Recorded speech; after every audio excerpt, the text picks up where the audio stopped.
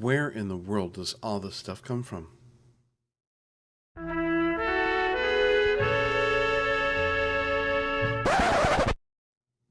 Welcome to the Drunk Linux User. I'm Len. I am the Drunk Linux User. I'm your friendly neighborhood Linux guy, just trying to help you get through this quagmire of Linux.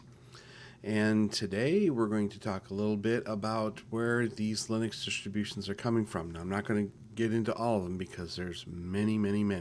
But I'm just going to kind of hit the top 10 and we'll take a look at that. And if you like what you see here, hit the like. You can just smash all the buttons and stuff on YouTube and just let me know that you're watching.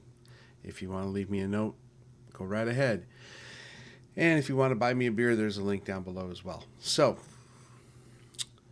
where does Linux come from? It comes from all over the place, actually, all these different Linux distributions.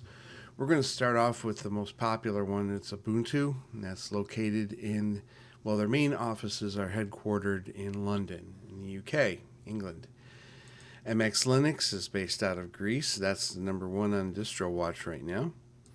Endeavour OS, which is a really fine Arch distribution, is based out of the Netherlands. Linux Mint is based out of Ireland. Manjaro is based out of Germany. System 76 is based out of the US. Red Hat Fedora, also US. Zorin OS is based out of Ireland. Elementary OS, I'm not sure where their headquarters are, but I just picked California because, hey, tech capital, right? Arch Linux, could not find where they're located, so I just kind of hit a kind of heavily populated area, but they're located in Canada. And there are many other distributions coming from different places around the world. And this is an old list, so I'm sure that's been updated by now. And I can actually tell you one of them that's been updated, but this was done back in 2016. But this was pretty interesting. Countries with Linux-based national operating systems.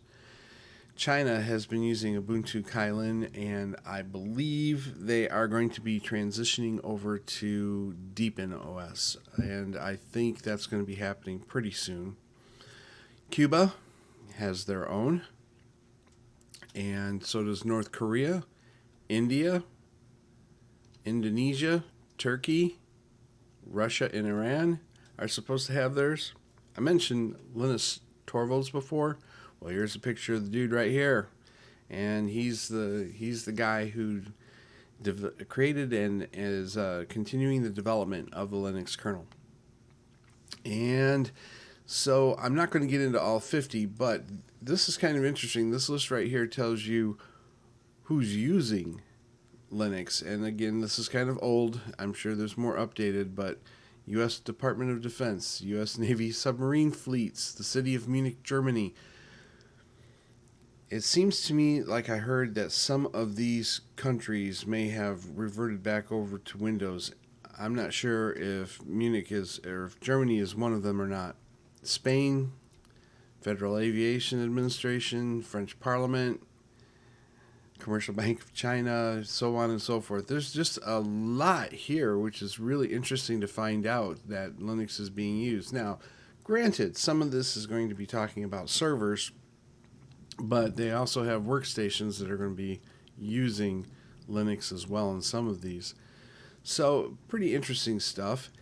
And so you might think, well, this is all well and good, but what difference does it make? Or there's no way I'm ever going to get a distribution that's made in XYZ country. Well, that's fine.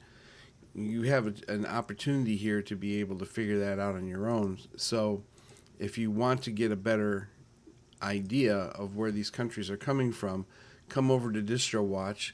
You can see I've already been to some of these. Let's go ahead and say MX Linux. It's top one. And if you look up here, it'll give you the origin. So their origin is based out of Greece. If that's a problem for you, then move on down the line. Or just simply find something that fits your needs.